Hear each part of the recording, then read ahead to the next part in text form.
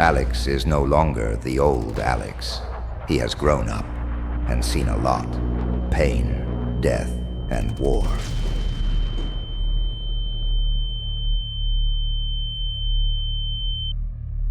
Living alone in the city of Nice, France, Alex led a solitary life.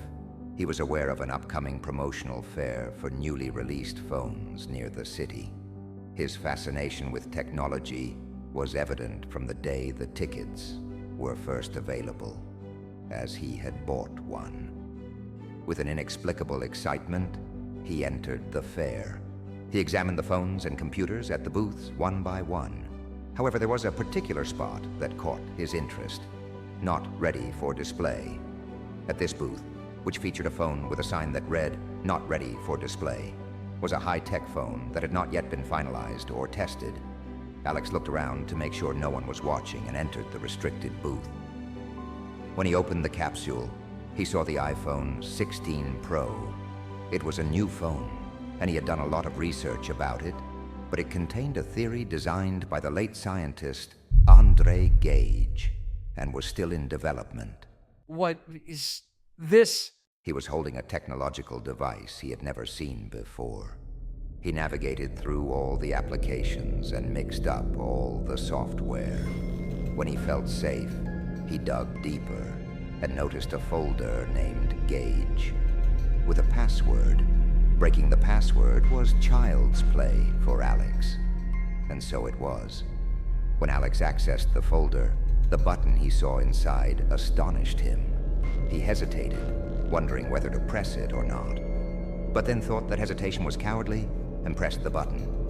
The button read, "Go to the past." A beam of light burst inside the booth and then disappeared with Alex. Where was Alex? No one but him would know. The past. When Alex came to, he was on the ground.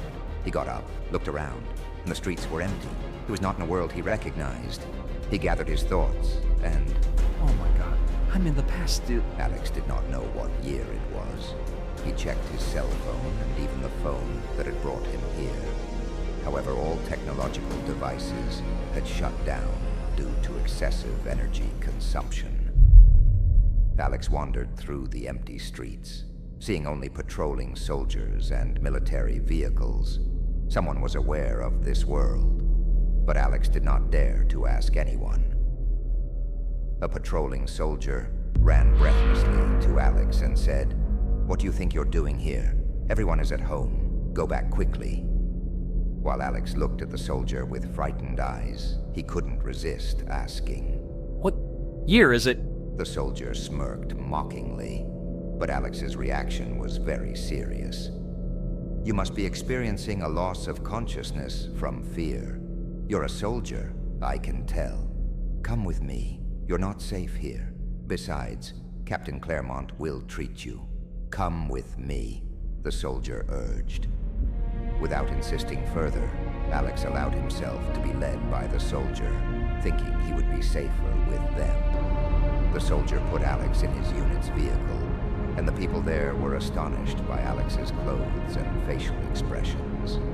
Unable to contain himself, Alex asked again. What year is it? The soldier looked up and said, 1940. Alex was suddenly filled with fear and had only one question left in his mind. What month and day? May 10. May, the soldier added. The day the Nazi soldiers would invade France. French soldiers were heading towards the border to defend themselves, and Alex was in that vehicle. He found himself in a horrifying environment without even realizing the mistake he had made. When they reached the border, the sound of the forest drowned out the sound of the city. Tanks, soldiers on foot, front lines. Alex was in the very day he had read about in books and seen in movies. A terrifying sound echoed in Alex's ears. A rocket. A rocket was fired right next to the vehicle Alex was in. When he looked up, the sky was pitch black. The darkness was not caused by birds or clouds, but by warplanes. The vehicle suddenly stopped, and the soldiers disembarked. Alex's ears were ringing with sounds of enemy ahead. "My friend has been hit, and I'm hit." The soldier who brought him there grabbed a weapon from one of the fallen soldiers and handed it to Alex. The French soldier ran towards Alex. "Come on, soldier. Defend your homeland no matter the cost. Remember, no matter what year you're in, the place you are in is more important than the year you live in." Alex was barely able to gather himself as bullets flew around him. He quickly found a spot to take cover and managed to shield himself from the bullets. After a short wait, he threw himself deeper into the forest. He was running so fast that the ground was kicking up behind him. To avoid being hit by bullets, he maneuvered left and right as he ran. The screams, the buzzing of the bullets, and the wind from the rockets prevented Alex from thinking clearly. As Alex ran deeper into the forest, away from the French soldiers, he would have thought it was a bad idea if he had known he was getting closer to the German soldiers. But he was just scared. He wasn't thinking. He was terrified. The exertion had worn him out, and he began to walk cautiously through the forest. He checked his phone from time to time, but unfortunately, it wouldn't turn on. Alex thought he had escaped the danger and now had to find something to charge his phone. He believed he was heading towards the nearest town. A little further ahead, the sound of footsteps caught his attention. These sounds could mean death for him. He quickly hid and held his breath. 4 Nazi soldiers passed by, talking among themselves. After a while, Alex got up and started walking slowly. Once the soldiers were out of sight, running seemed like a better idea. As he prepared to run, a weapon's grip locked around his neck, capturing him. The soldier who captured him spoke in German. Alex didn't understand anything but knew he was about to die. It was foolish to stop and try to understand, and realizing that, he got up and fought back. He threw a hard punch at the German soldier, but the soldier seemed unconscious, feeling no pain or emotion. The soldier threw Alex to the ground and began kicking him. These kicks could have been the end of Alex's internal organs. He tried to resist, and with a good reflex, caught one of the kicks and knocked the Nazi soldier to the ground. He then climbed on top of the soldier and began punching him in turn. The soldier had been beaten to the point where he could no longer breathe. Alex didn't have the conscience or courage to do more and was about to leave. But when he turned around, 3 Nazi soldiers had their weapons pointed at Alex. They had clearly enjoyed watching the fight. Alex closed his eyes and wished to die. He heard 3 gunshots. When he opened his eyes, the person who shot was not. 3 Nazi soldiers were on the ground. Alex could only think that the bullets in the air had finally been useful. He began to run as fast as he could. He descended further into the forest, thinking he might find a place to hide here. The war outside would eventually come to an end.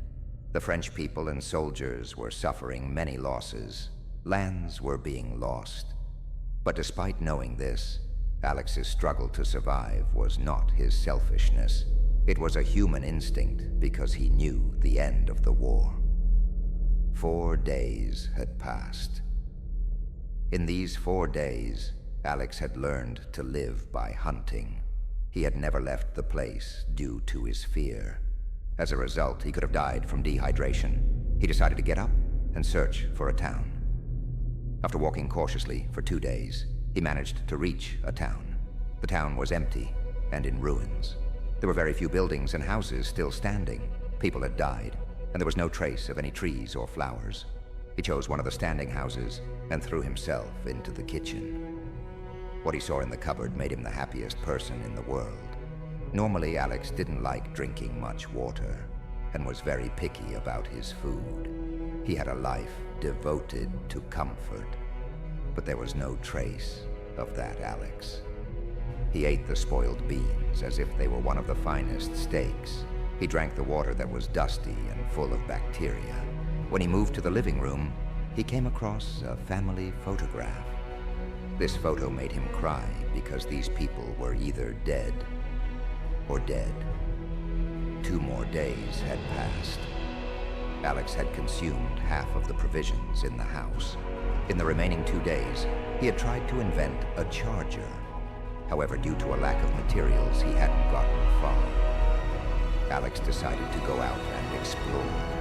There were no living beings around. He checked 1 or 2 houses, but found nothing. Further ahead, there was a large building inn, and he was sure he wouldn't come out of it empty-handed. As he moved towards the building, he heard a sound and started running quickly. He was being shot at. Bullets flew past his foot, his shoulder, and right behind him. None of the bullets hit him because he was running too fast. He managed to throw himself into the building, but it didn't seem like a good thing for him. He was trapped. He went to the top floor and entered a house. Then he heard footsteps. Someone was coming up the stairs, and they were very fast. Alex waited behind the door without any weapon. He was sure it was an enemy soldier. Alex wanted to close his eyes while hiding because he wasn't ready for the struggle.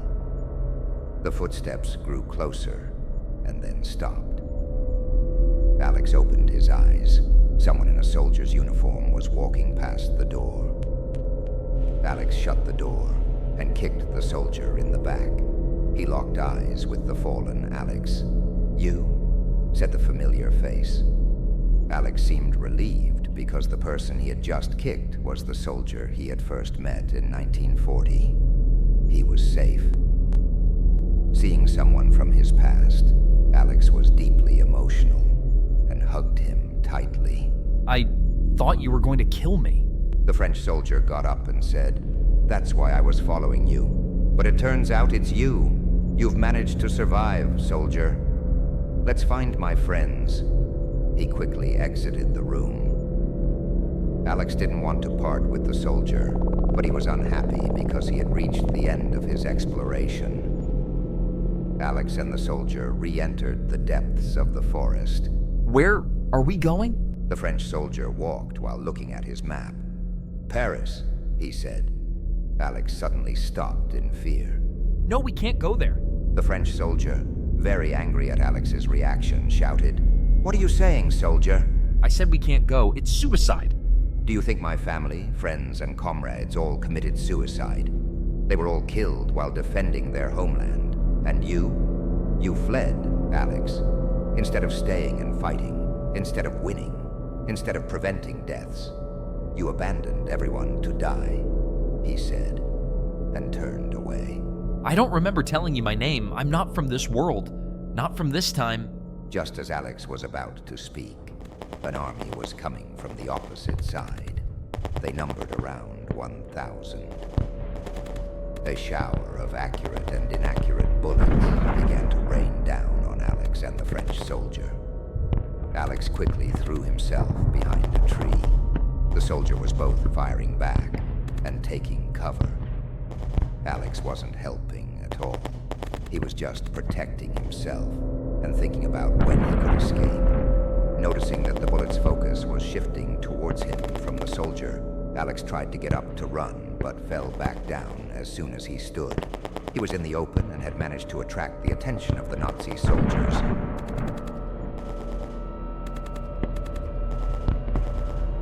The French soldier got up from his cover and ran to help Alex. He tried to drag him to safety, but the bullet storm was passing through him.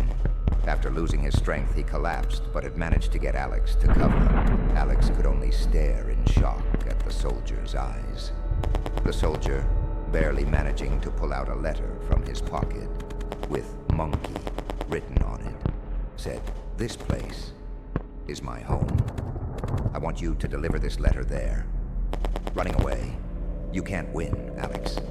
But if you save it, you win," and closed his eyes.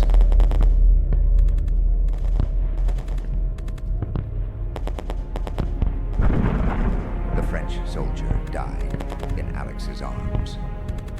Alex couldn't control his emotions. He was angry and left the cover standing against the approaching Nazi soldiers. He closed his eyes and wished to die. Soon a sound came from the phone that brought him here. It was turned on. Yes, it was turned on. Alex opened his eyes and reached for the phone.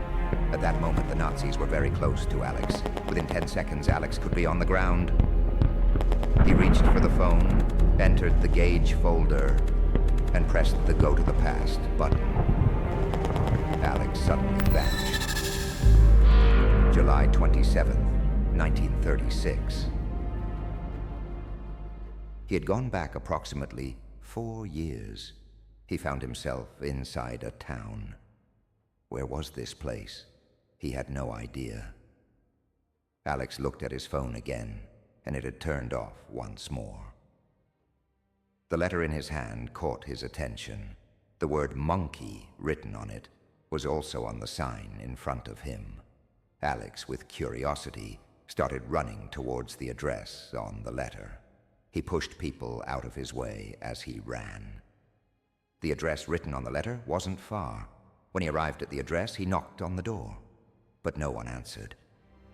Alex gave up knocking and broke the door to get inside. There was no one in the house. He began to open and read the letter. The letter read, "I know who you are, and that you can't win by running away. You lost your mother and father in this war. You never knew them, just like me. I have offered a chance for people like us. You can change history, Alex. You can't win by running away. Try again. I'm Andre Gage."